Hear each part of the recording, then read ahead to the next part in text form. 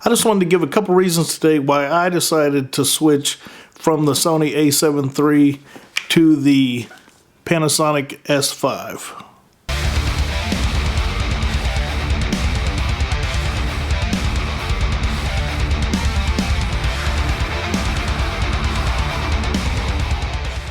Alright, so the first reason I switched was more just kind of for continuity. I had purchased the GH5. I just loved the workflow and just how easy it was to use. The IBIS was great, and that kind of quickly became my main video camera, and the Sony kind of went into a secondary role of being my main photo camera.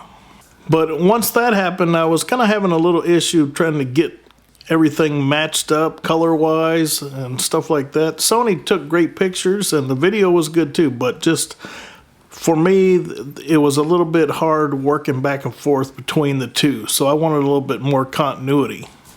Number two was the 4K 60. I don't use slow-mo a lot, but sometimes in your B-roll and stuff, you know, you want to have that ability to slow it down, make it look a little smoother. And for the Sony, I kept having to switch down to 1080 to use the 60.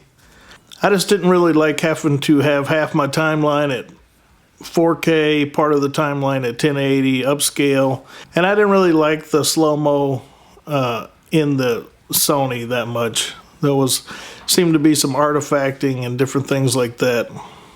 The S5 has 4K 60 and it has that crop, but for me that's not a big deal because as you can see here, one of my favorite lenses that I had for the GH5, the 18-35, works perfect. Because when you go into 4K 60, you get that 1.56 crop, and now this lens works great. So now this lens has a new life with the full frame camera. Another thing was the IBIS. Like I said, I was using the GH5 and I saw what good IBIS was supposed to look like. The Sony's was okay, especially for just kind of holding something there. But once you use the GH5s and you start kind of moving around and stuff, you could see like, oh wow, this is what I was missing. And the S5 is pretty close. I don't know if I would say it's GH5 quality, but it's way better than it is on the Sony A7 III. Another thing is the L-mount lenses. I'm a big fan of these. Panasonic puts a lot of effort into making sure that these lenses are good for photo as well as video. So a lot of the L-mount, like the 24-105, the 85 1.8, two of the main lenses that I use, they're effectively parfocal and also have no focus breathing. So some of that is actually done in the camera, but I don't care about that because if it's taking care of it for me and it looks like it's parfocal, then to me it's parfocal. If it looks like it's not focus breathing, then it's not focus breathing. So I really like that. And then also the ability to set the linear and non-linear focus and to set the focus throw, that's just a great feature. I mean, this lens right here, why it's so popular, is the focus throw is kind of set and you feel that semi-hard stop, but you can continue past it. But you kind of know, okay, here's my short, here's my long. Boom, boom. We all know a lot of those focus by wire lenses, you turn it a little bit faster, now you've jumped all the way to the end, you go slower, you've only gone a creep. So being able to adjust that in the camera and then set how long you want it. So some people like being able to just do a quick turn. Some people want to have to turn all the way around. So whatever your workflow is, that lens allows you to do that. That's just another feature I really liked with the L-mount lenses. The articulating screen also is something that's really nice.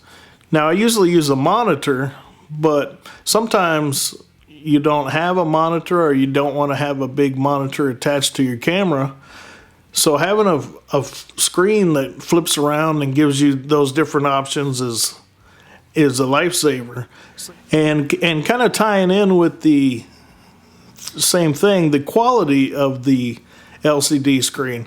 This is like twice the resolution of what's on the Sony, and then like I said, it's touch sensitive. You go through the menus. You can go through the menus, tap your focus, stuff like that. Just another improvement. Another thing I really like about this camera is the advanced photo modes.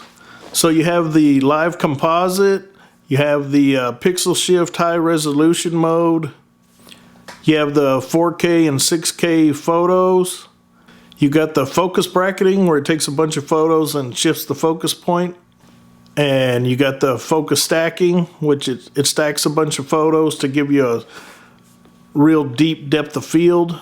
Another thing is, it's something that I don't use very often, but the ability to shoot 5.9K ProRes RAW just kind of really elevates what this camera is capable of. So depending on the level of shoot that you're doing, if you need that quality of codec, it's there in this camera. Shooting in 6K RAW just gives you a ton more options. And it's not something you need all the time, but the option is there if you need it. So that's another thing that I looked for when I switched. Another thing that I liked was, like I said, going back to the continuity with the GH5, and I've since upgraded the GH5 to an S1H, so that's a camera that has the same sensor as the S5 minus the optical low pass filter. And I just prefer the colors coming straight out of the S5 over what I was getting out of the Sony. And with the Sony, I didn't really like the colors, and then trying to adjust them, since it was only an 8-bit codec, you had limited play there. I'm not saying you can't get good imagery from the Sony. I just personally I prefer the colors coming out of the Lumix. So I use the S5, like I said, for slow-mo with this lens. I use it as the gimbal cam, and I also use it as my photo camera. This camera takes great photos. The autofocus in this for photography is really good. It feels a little off compared to what you're used to with the Sony. The way that it focuses, you kind of feel like you're not getting it, but once you go back and actually look at your pictures, they're in focus. I get, for doing portraits, taking pictures of the family, I take it down to the beach, take pictures of the kids, stuff like that. I have no problem with the autofocus here. Yeah, it's not the fastest camera and it's not the best autofocus, but it works fine. And the pictures coming out of it, the colors naturally, I think, are more pleasing. I really like the highlight roll-off from this camera as compared to the Sony. And it just has kind of a more organic feel to me. Like I said, this is all subjective, but that's just something that I've that's what it feels like to me. And the last thing is the full V-Log. So the S-Log on Sony is actually a good log, but when you only have 8-bit color, 420 8-bit, you can't really utilize all of that log.